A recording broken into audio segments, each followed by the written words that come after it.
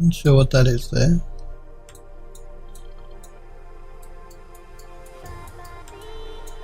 Yeah, I'm really not sure what's causing that.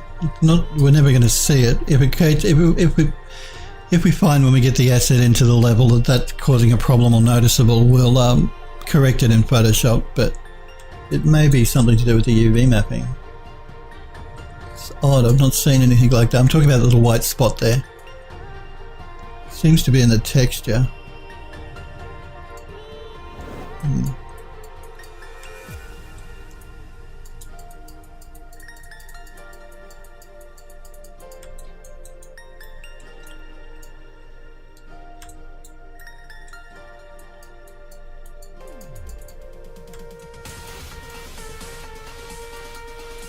I must remember to do a couple of these as well, the straight edges on these.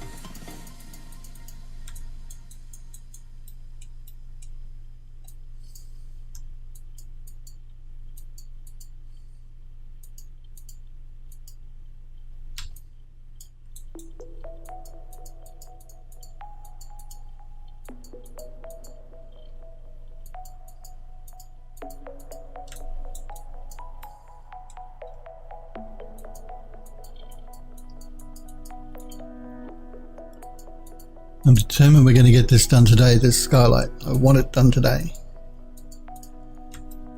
Because we're almost through the building. We've only got the downstairs of the below where we're working on now of that hallway, and then the very back hallway, like the front section to do. So we're not going to be doing the side rooms simply because I'm not going to take the camera in there during the cinematic. So there's really no point.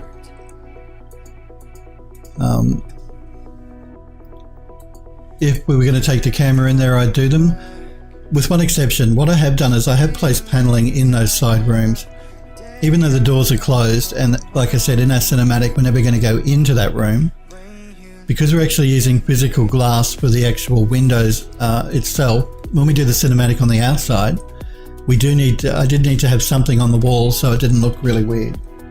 So as the camera passes by on the outside of the building, during our cinematic, we have plaster on the walls and plaster on the ceiling just so it looks finished.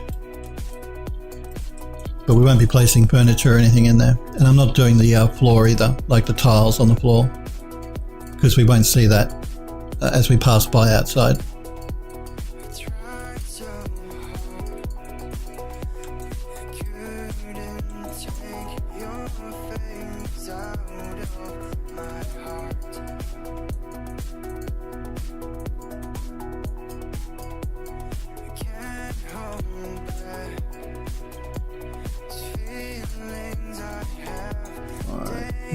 Probably okay. We could go nuts here and do this all day.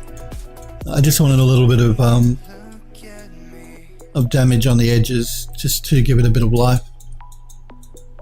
Let's export this now. Well, actually, let's save it. So we, just before we save it, I want to rename this material. What are we calling this?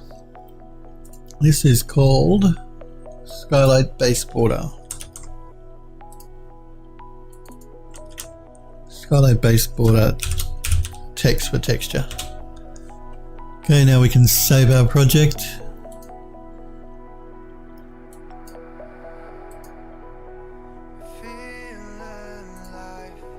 And we'll call it Skylight Base Border. And let's export our textures. Make sure we're exporting it to the right folder here.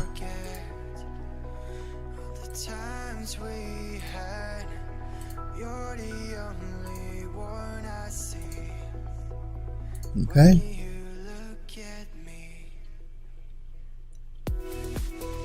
Okay, let's jump into Unreal and just import that so we've got all of our pieces ready to put together when we've finished texturing them.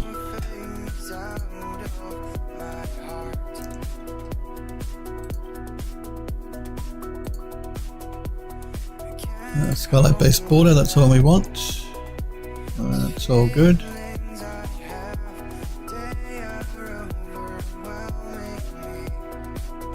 Okay, now, again, if I open this up, it's not sitting the right way, and that's going to cause a problem when we actually start placing it inside of Unreal. If we have to start doing rotations and things, that's going to be a pain. And again, you guys have seen the procedure in Max if that happens. You just want to select the object. Again, we're going to make sure our pivot is in the middle.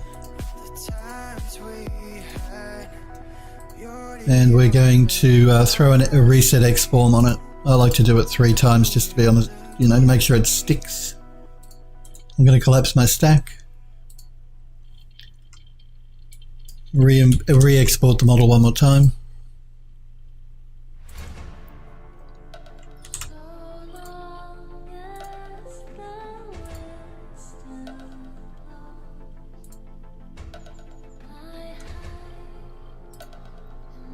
Let's re-import it now into Unreal.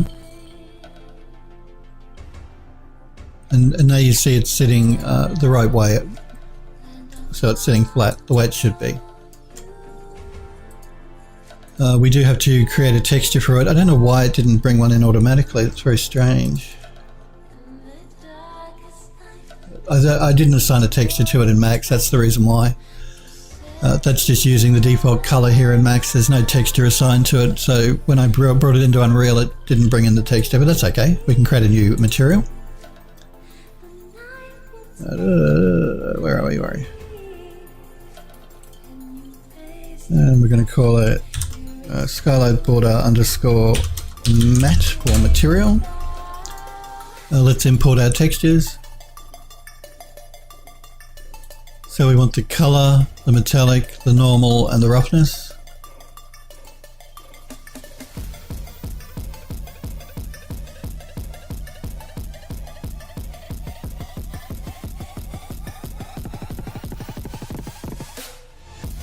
I really should have had that open before I pulled them in. Let's drag these into our shader. So I've got the color, the metallic, the normal, and then the roughness.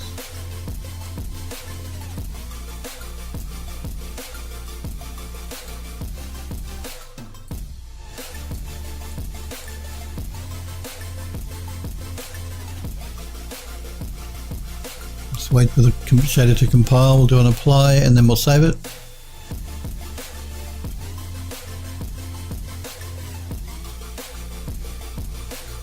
Let's assign it to our model piece. There we go.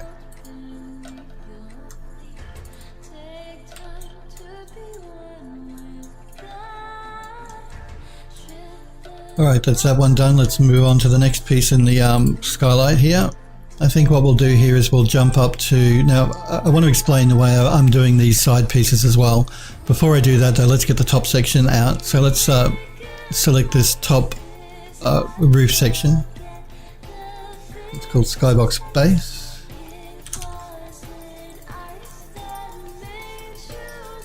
Again, before we do an export here, let's make sure our pivot is in the middle. Let's reset our X form as well. And collapse our stack.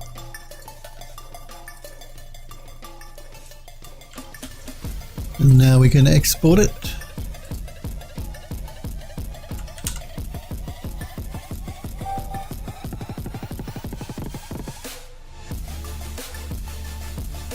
Sorry, I just got a bit distracted there with what's going on with my phone. Give me 2 secs, guys.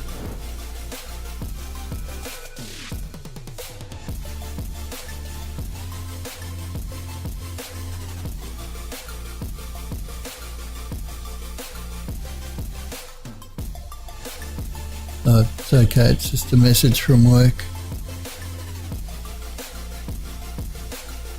Close. Okay, my apologies, guys. Where are we? We're exporting this model, aren't we? Yes.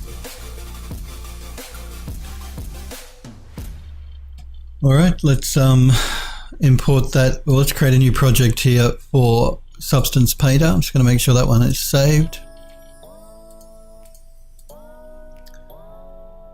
I have to work on the color scheme too, because what I want to do here for that skylight section is work on the cherry wood and then like a chocolate wood to give it a contrast, to give it more interest than making it all cherry wood.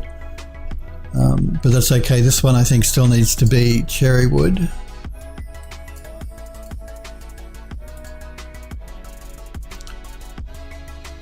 Again, let's go to the right direction so we're looking up at the right angle. And we're going to assign our smart material again, cherry wood.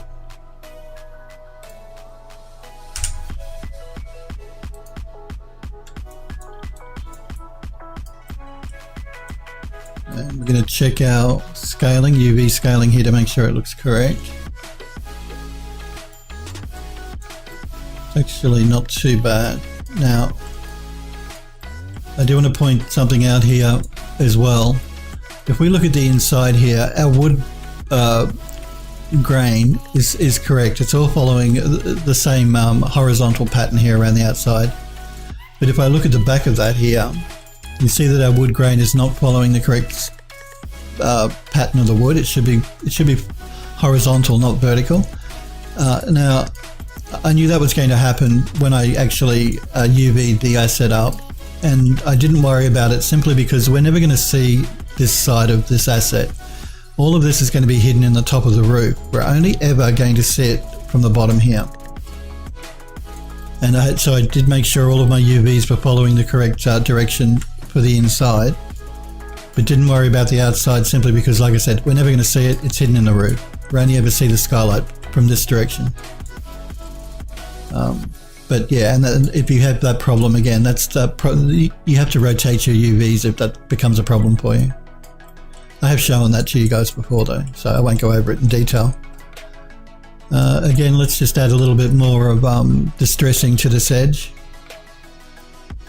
Again, I haven't softened this edge up because if we look in Max, we never see that edge. That edge is actually hidden behind the paneling on the walls here.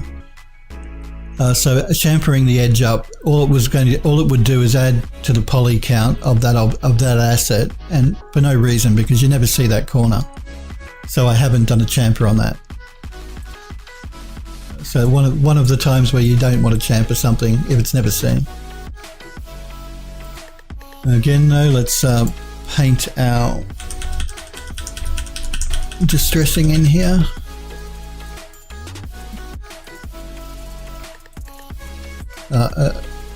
Yeah, we're not actually going to see it. I'm just thinking to myself, by paint on that, we're not actually going to see that. We will see it up here along the top. Yeah, we'll see it up there. So what I might do is I might increase my brush size.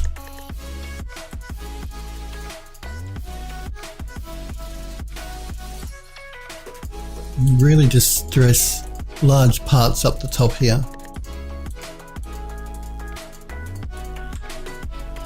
I know it's subtle and it's difficult for you guys to see, but I'm removing the cherry wood to reveal that yellowy wood underneath. I'm going to make it quite pronounced toward the top here.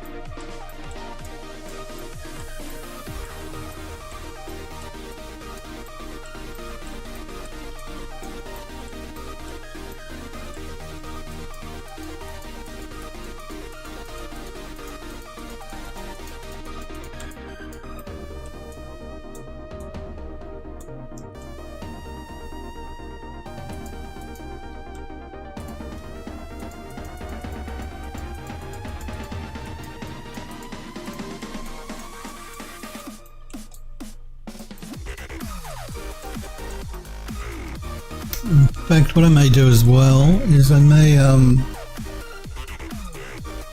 duplicate this level.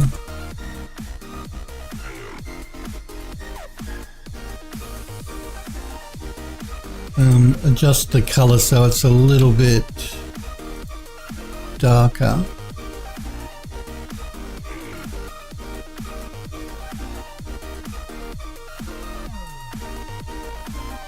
Let's pull that back again.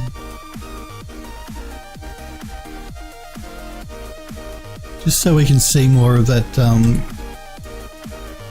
damage distressing. We've got more variation in the color here for that top piece. Simply because while that won't get wear and tear, there's a chance you may get leakage from the window or dirt build up more on those on a piece of asset that's right near a window like that. So just adding a little bit, making the color a little darker so we can see the variation a little bit more will help to make the asset look a bit more aged, particularly because we're ever going to be seeing it from a distance like that. That should be good enough though. Let's I'm just going to copy this name for the texture. Again, we'll call it text. Let's save our project in case we want to come back and redo it at some stage. And let's export our texture.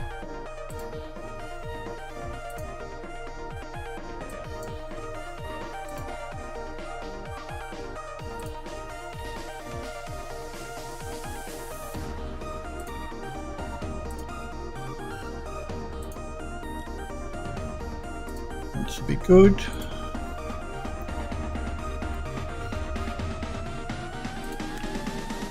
Let's bring it into Unreal.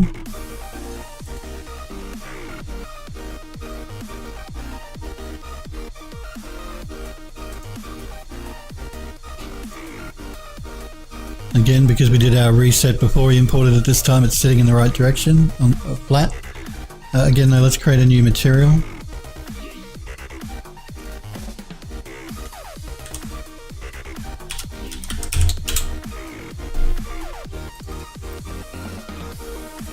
I'm going to import our textures.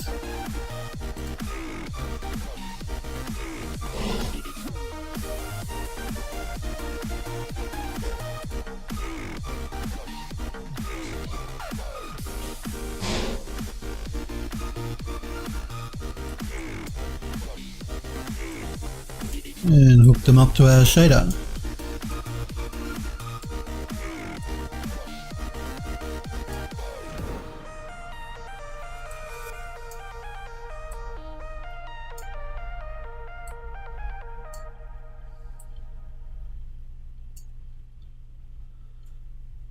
Then we'll apply it and just wait for Unreal to compile a shader.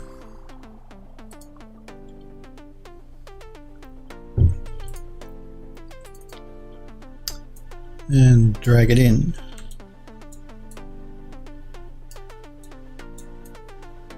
Good.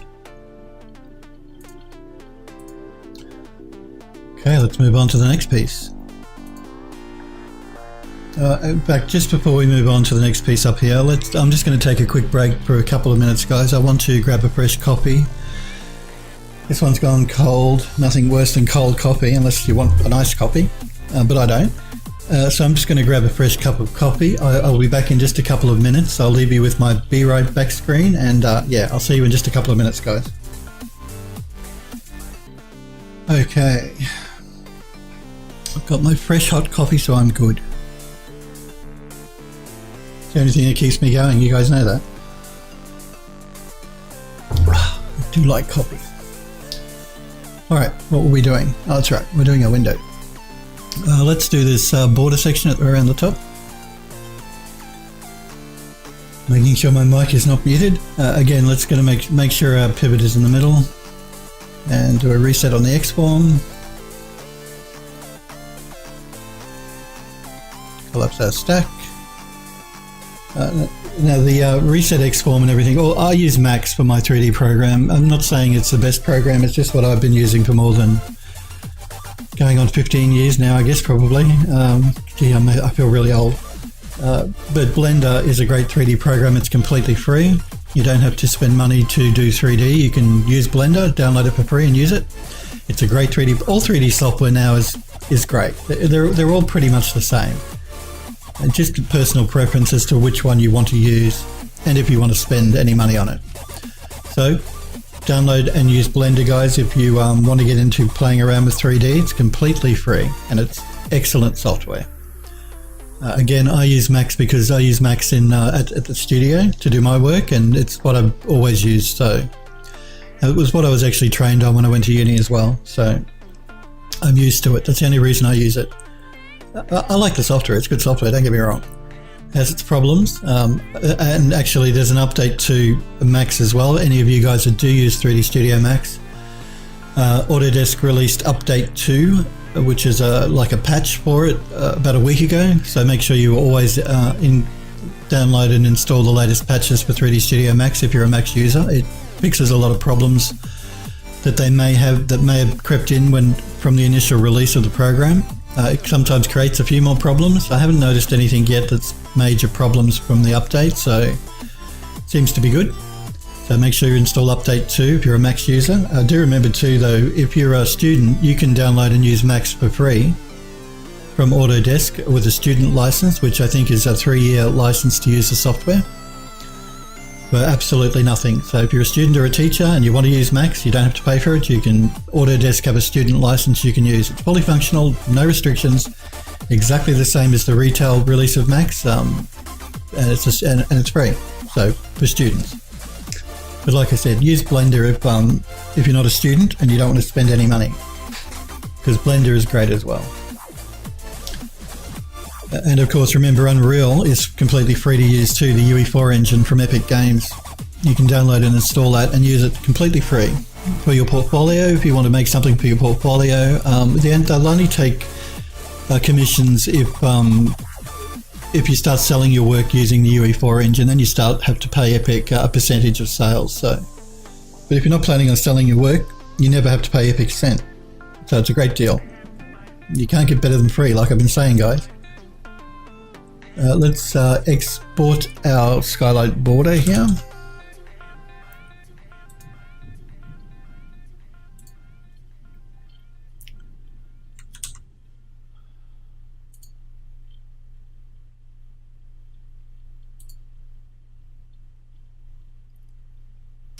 And bring it into Substance Painter and make sure we save our project.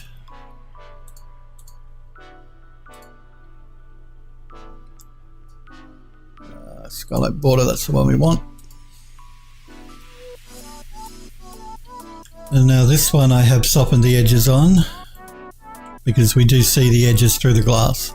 So soft edges on the insides. I haven't softened the edges on the outside though, because we'll never see that.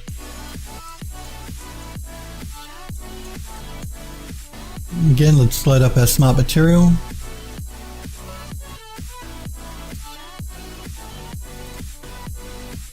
delete the one we're not going to be using underneath. Check our UV tiling.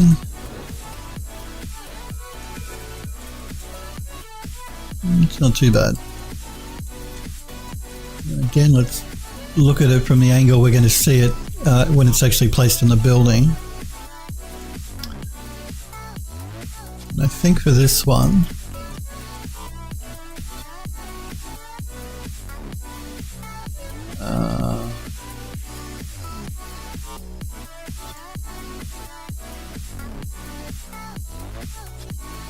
yeah, we may do a little bit more distressing along these edges, I think. So I'm just going to, again, choose the brush that I love, which is that Dirt 2 brush. I'm going to pretty heavily distress these ones.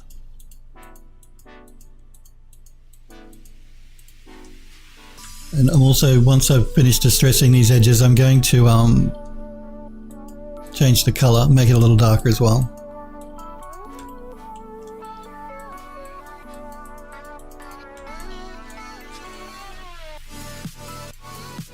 I'm doing this upside down, by the way, so we'll see it from the top here looking up. I'm doing it this way so I get the distressing looking at the right angle, not upside down. If I turned it the right way up and did the distressing, the pattern of the distressing would be facing in the wrong direction. We want it to like point up instead of pointing down. It'll make more sense once I've finished it and I sort of rotate around the model and show you what I mean.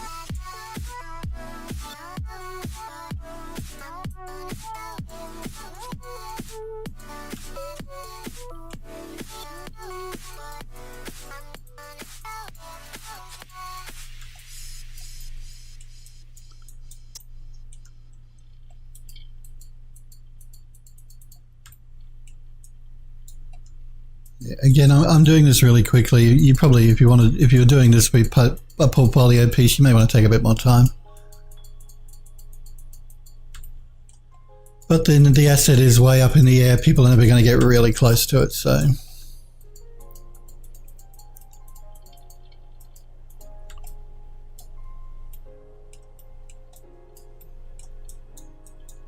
I just want to get around to an angle here where we can have a good look at what's going on. Again, I'm going to duplicate this layer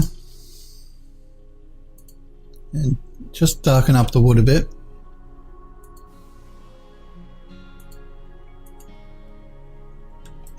So we can see that distressed pattern a little bit more easily along the top there, the base. And if we look at it at the angle it's supposed to be looked at, we have our distressed pattern the right way up.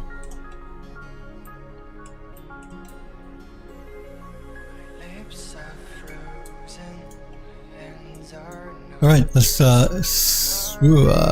rename our material. Text. Let's save our project.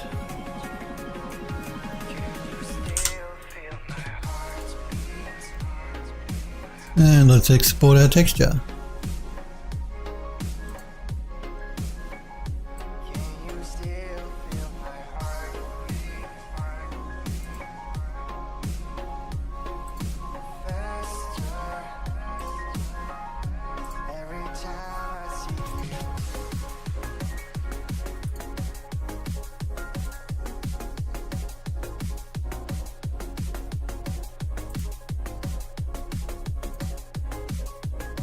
Again, let's save our project now that we've changed our path.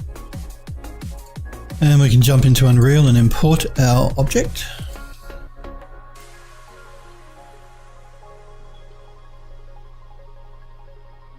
I think it was called Border, wasn't it? Yeah, I'm pretty sure. Let's create a new material.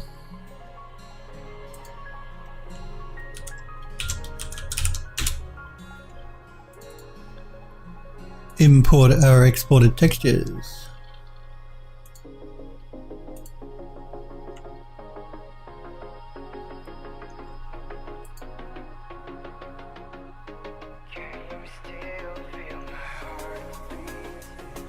And drag them into our shader.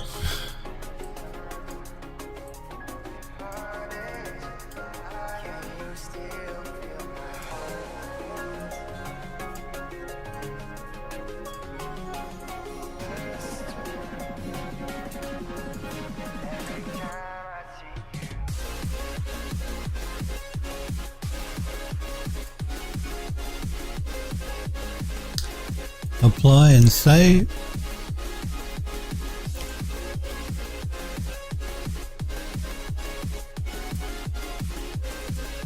Make sure we assign that to the model.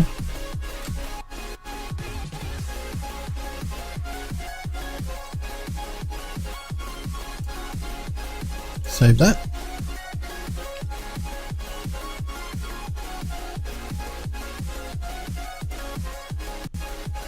Okay, let's just do a quick save here in Unreal because we don't want to lose what we've done.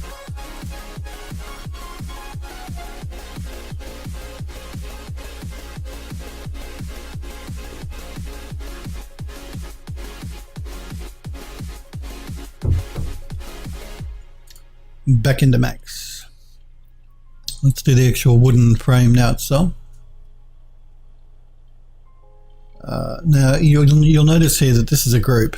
I can export it like this, but I prefer to actually have everything attached. So I'm just going to go into isolation mode really quick.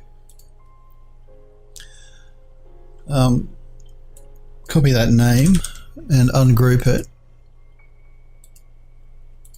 If we look at this border as well, you'll see that it has a slight groove in it.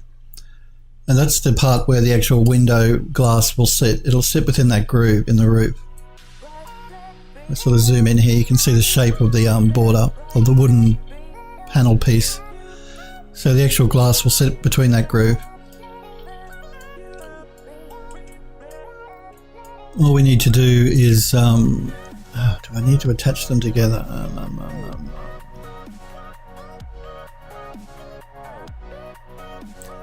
I think what I've done here is I'm using the same UV map on all of these pieces that run horizontally and a separate UV map for the piece that runs vertically. If I attach them together like this, if I paint distressing on one of these pieces, it's going to copy it to all of the rest of them because they're all sharing the same UV space. I think what it may be better for us to do though is to actually not do it that way but have them all use their own individual UV space. So I'm just going to open up and unwrap here and check what I've done here. I didn't want to add a new one, I just want to open that one up.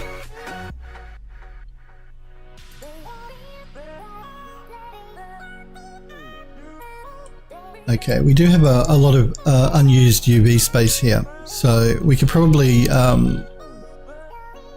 give them all unique UV, make them all a unique UV as opposed to reusing the same UV again and again.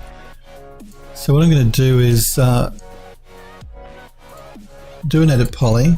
I throw an edit poly down, so if the result is not right, I can revert back just by deleting the edit poly. So I'm just going to attach these pieces together.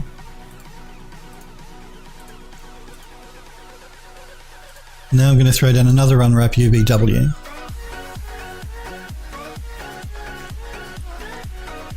We're going to see what that's done to our UVs.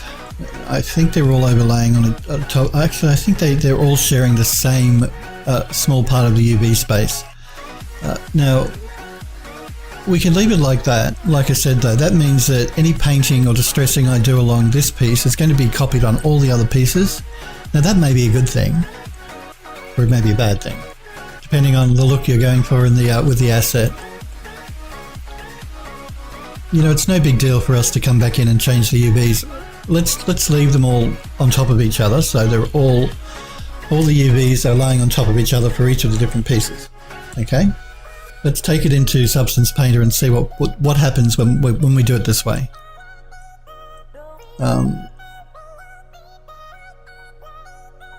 I'm not going to do a reset or anything just yet, because I'm not committing to using this piece the way it is. So what we're just going to export it initially as this.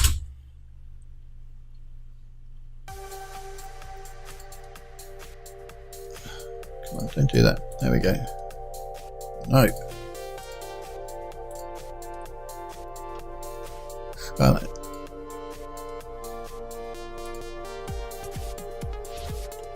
Skylight.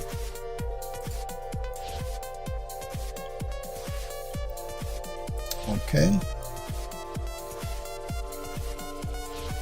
Let's create a new project in Substance Painter. Make sure we save this one in case we want to come back and make any changes.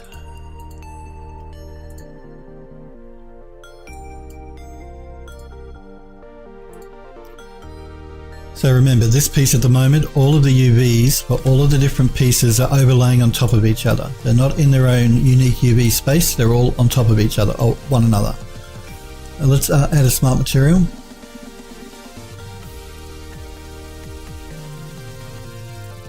Again, let's delete the layer underneath that we're not using.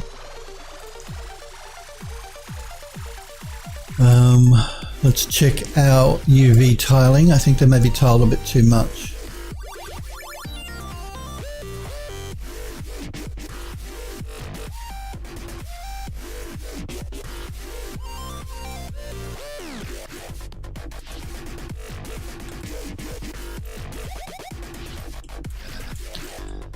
This gives you a good example of what I'm talking about though. You see the pattern here, it's exactly the same as the pattern there and there and there, and that's because they're all overlaying each other. All the UVs are on top of each other.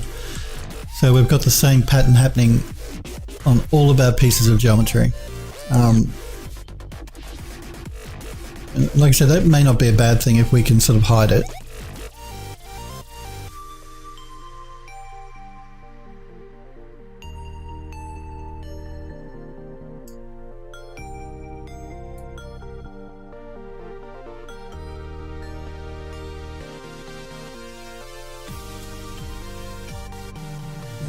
Let's try offsetting it a bit.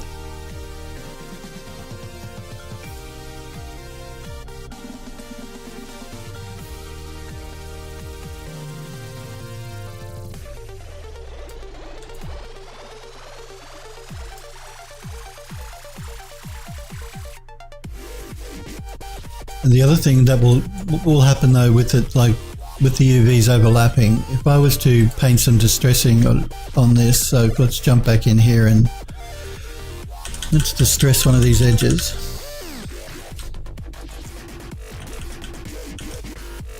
Again, we're going to look at it from the bottom because that's the edge that we'll see inside the building.